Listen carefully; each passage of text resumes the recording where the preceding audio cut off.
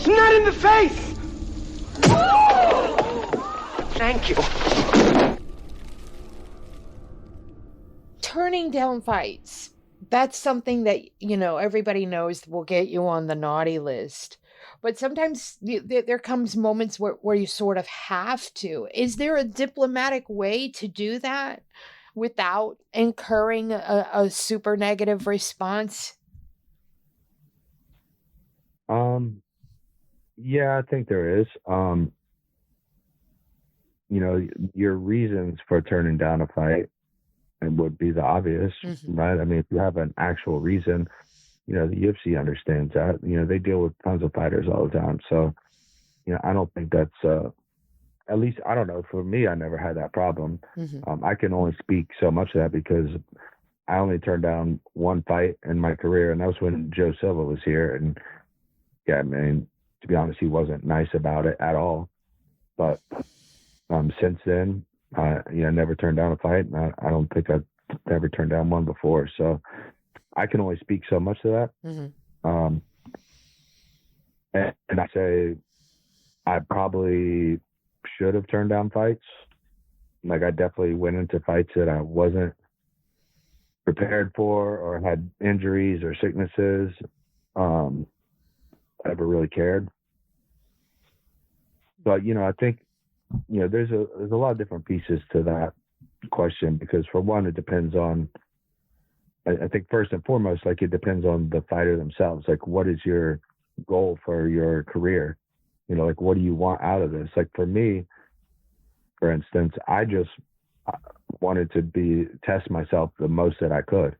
So I wasn't going to turn down a fight. I was like, if you put a fight in front of me, whether I'm sick, injured, whatever, like, I'm going to go fight.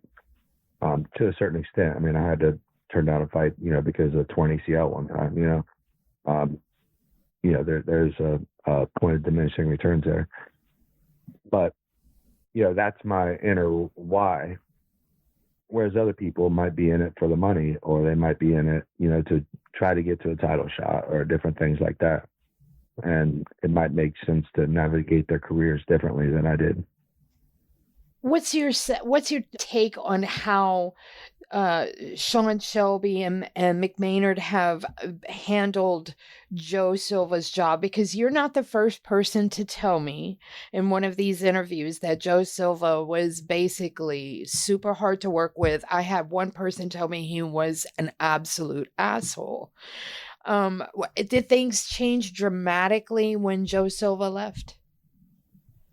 Well, I had a good relationship with Joe Silva too. And I've always had a good relationship with Sean and Mick and Dana. But again, I've been very easy to work with. They call me, like, they call me and I say, okay. So it's never really been a problem. I never, really negotiated my contracts maybe the way that I could have or should have. So I've always been very easy. And even Joe Silva, I was always cool with him. I just had one instance where I didn't want to fight who they had me fighting, because it was a friend of mine, and Joe was not nice about it. But that was when I had a manager too. So, he spoke to my manager, but when my manager called me, I still remember the sound of his voice. Like, he'd just been bullied, basically. And I was like, and I think he called me more for like a therapy session than, as he's telling me that, you're gonna be taking this fight, and kind of using me as his therapist. But, which, by the way, I mean, I had a great manager too, a very good guy. I'm sure a lot of you guys will recognize his name. I'm still friends with him to this day. So, it's just a situation of that time. Tell me what an average quality training camp looks like. And I say that because a lot of guys out there and gals might not have the kind of training camps that you had, which I'm sure were quality, top of the heap training camps. So give me an estimate. Tell me what a training camp looks like cost-wise in this day and age, because we haven't gotten one of these in probably a decade. To access the bonus content of this episode, you must be a paid subscriber. To do that, go to heynottheface.substack.com and subscribe today.